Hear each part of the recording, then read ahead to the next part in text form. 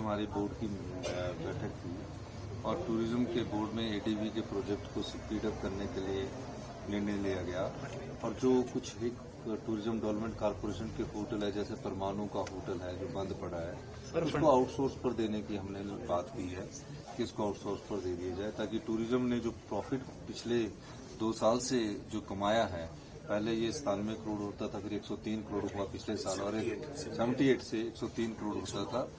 तो ये सब बैठकों में हमने चर्चा करके 109 करोड़ कमाया और पहली बार टूरिज्म डेवलपमेंट कॉर्पोरेशन प्रॉफिट में आया है। और ये इसके लिए हमारे जो साथी वाली जी इसमें मेहनत कर रहे हैं और इन्होंने एक और ऐतिहासिक फैसला किया कि जो परचेजिंग होगी टूरिज्म डेवलपमेंट कॉर्पोरेशन की वो थ्रू पूरे सिविल सप्लाई होगी। इस दृष्टिकोण से टूरिज्म की बैठक थी कॉर्पोरेशन की, फिर उसके बाद हमारी हेलीपोर्ट्स कहाँ कहाँ बनने उसके संदर्भ में बैठक थी और इस दृष्टिकोण से एयरपोर्ट का जो एक्सपेंशन था वो उसमें तीनों एयरपोर्ट के एक्सपेंशन की बात पर चर्चा हुई, क्योंकि हमारा जो सरकार का जो प्राइमरी थ्रस्ट है वो कुल्लू, शिमला और कांगड़ा के एयरपोर्ट को बड़ा करने में है।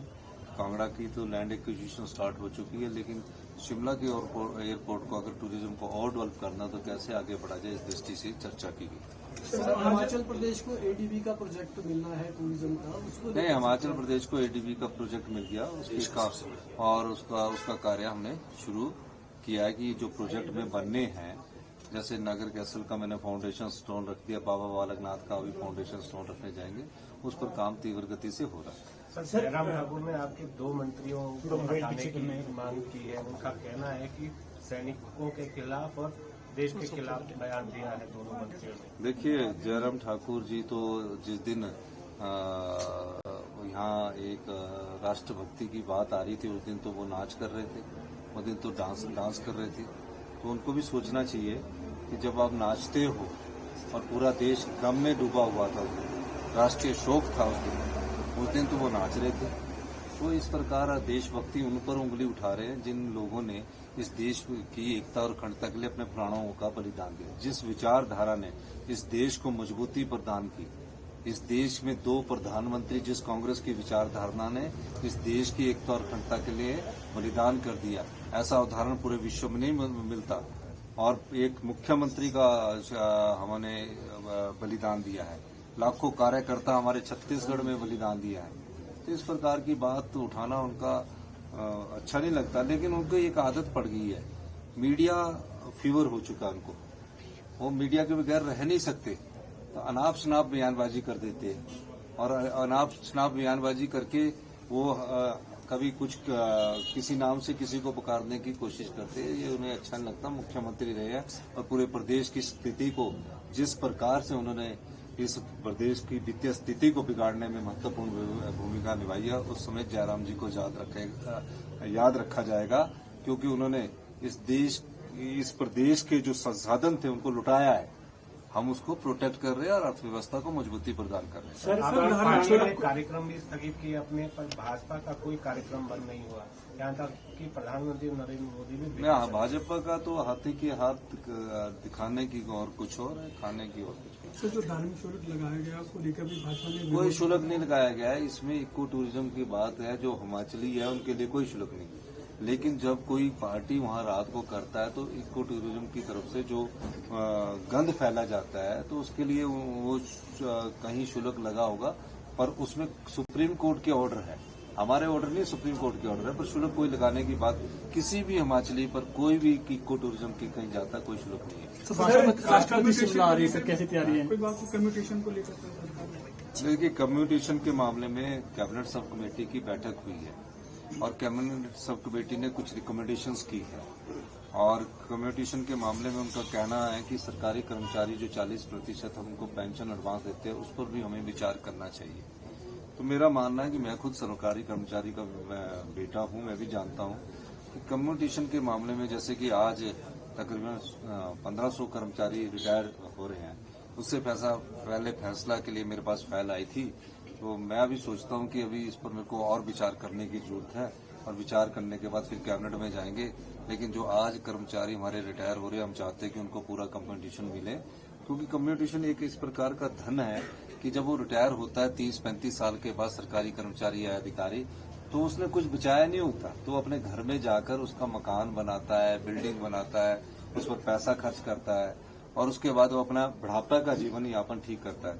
तो बड़ी वित्तीय स्थिति ठीक नहीं है, लेकिन हमें सरकारी कर्मचारी और अधिकारियों की इस विषय पर विचार करने के लिए थोड़ा अभी समय चाहिए। लेकिन मैं कम्युनिकेशंस की जहां तक बात है, जो कैबिनेट सब कमेटी ने चर्चा की, उस पर आगे कैबिनेट में चर्चा की जाएगी। लेकिन आज जो भी रिटायर हो रहे हैं उनकी कम्युनिकेशन नहीं काटी जाएगी, उन्हें पूरी कम्युनिकेशन दी जाएगी। रिटायरमेंट एज बढ़ाने का भी एक सब प्रकार के प्रस्ताव है, लेकिन सब पर चर्चा होनी है। कैबिनेट सब कमेटी की बात है, सब प्रकार के प्रस्ताव है और निश्चित तौर पर प्रदेश कैसे आगे बढ़े, इसमें कर्मचारियों के सहयोग से ही आगे बात की जाएगी। और जो भी कार्य किया जाएगा, जो भी हमारे कर्मचारी अधिकारी है, हमने तो उन्हें ओल्ड पेंशन स्कीम दी है, उनके लाभ हमने सुरक्षित भी रखने हैं। ऐसा नहीं है कि उनके लाभ सुरक्षित नहीं रखने, उनकी कम्युनिकेशंस को भी हमने सुरक्षित रखना है। लेकिन विचार विमर्श सभी कर्मचारी और पर होगा, तभी हम आगे बढ़ेंगे। इस दृष्टि से हमारा सोच बनती है और मेरा ये मानना है कि अगर रिटायरमेंट की भी एज बढ़ानी पड़ेगी तो वो भी कैबिनेट में चर्चा होगी। कैबिनेट में चर्चा के बाद ही हम आगे इसमें बढ़ा जा सकता है और किन परिस्थितियों में बढ़ानी आएगी उसकी पूरी प्रेजेंटेशन होगी। लेकिन दूसरी तरफ हमें रोजगार के साधन भी उपलब्ध करवाने हैं, युवाओं को भी ध्यान में रखना है। तो अभी इसमें कोई फैसला नहीं हुआ है, जो सब कमेटी ने फैसला किया, अभी कोई मैंने फैसला नहीं किया है। लेकिन इस प्रकार हमारे पास कैबिनेट नोट आया, हम आगे आने वाले समय में उसको और विचार करेंगे और विचार इस आधार पर किया जाएगा कि जहां रोजगार के अवसर भी कम ना हो और विचार करना नहीं करना है वो भी कैबिनेट ने ही फैसला करना है। तो अभी सर राष्ट्रपति दौरा फाइनल हो गया सर? हाँ, 5 मई का राष्ट्रपति का दौरा फाइनल है और पर क्या परिस्थितियां होती है उसके हिसाब से हमें आगे। सर कमर्शियल व्हीकल्स में आपने धर्मशाला के लिए सर डिपार्टमेंट जा रहे हैं सर यहाँ से? देखिए डिपार्टमेंट कोई नहीं जा रहा जी। ये जो कारपोरेशन बोर्ड के जो कमीशंस के ऑफिस है उनको भेजने का हमारा है। जैसे विभाग है, विभाग तो सचिवालय राज्य यहाँ है, तो कैसे जाएगा जी। हाँ। तो सर कमर्शियल व्हीकल्स में आपने जो है वो कार बिन के लिए कहा है कि डस्टबिन होना चाहिए। नहीं, वो हमने कहा कि कई बार क्या है, हिमाचल प्रदेश के प्राकृतिक सौंदर्य के साथ हमें स्वच्छता का भी ध्यान रखना है और हिमाचल प्रदेश की संस्कृति में स्वच्छता प्रथम स्थान पर रही है। तो हमने कहा कि जो अभी दुकानदार है वो जो अपना छोटा सा डस्टबिन जरूर रखे और वो वहाँ खाना पीना, ताकि वो हमारी प्राकृतिक सौंदर्य को नुकसान न पहुंचाए। उस दिशा से हमने सबको दिशा निर्देश दिए। सर लगातार सीज फायर का उल्लंघन हो रहा है पाकिस्तान द्वारा और ये भी कहा देखिए राहुल गांधी जी ने स्पष्ट कहा है कि देश के प्रधानमंत्री जो भी फैसला करेंगे हम उस फैसले के साथ हैं। इस संकट की घड़ी में पूरी कांग्रेस कमेटी, जो देश के प्रधानमंत्री है राहुल गांधी जी हैं, पूरी कांग्रेस पार्टी उनके साथ खड़ी है। जो भी आतंकवाद से लड़ने की जरूरत इस देश के इस सरकार को पड़ेगी, हमारी सरकार, हमारे नेता राहुल गांधी जी चट्टान की तरफ खड़े हैं और हम सब लोग इस समय जो पहलगाम में घटना हुई है उससे हमें उन परिवारों के प्रति भी संवेदनशीलता है। लेकिन मैं ये कहना चाहता हूं कि देश के प्रधानमंत्री जो फैसला करेंगे, हमारी पूरी कांग्रेस पार्टी और हिमाचल प्रदेश की सरकार उनके साथ खड़ी है। धन्यवाद।